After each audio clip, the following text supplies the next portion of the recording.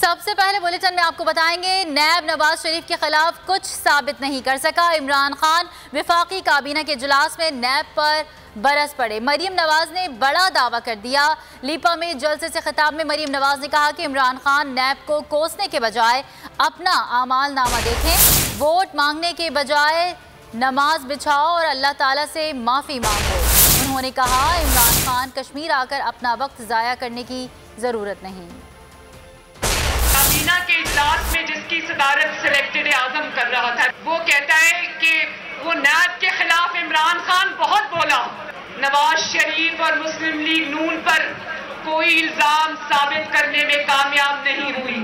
सब इदारों को, सारे रियासती वसाइल को झोंक दिया, फिर भी अल्लाह ताला के फजल और करम से एक चीज भी नवाज शरीफ और मुस्लिम लीग नून के लीडरान पर साबित नहीं कर सके।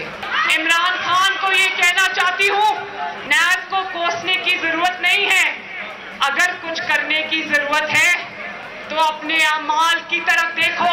ये जो जिंदगी का तुम्हें तजर्बा हुआ है ना पिछले 3-4 साल, ये तुम्हारी जिंदगी का नाकाम तरीन तजर्बा था।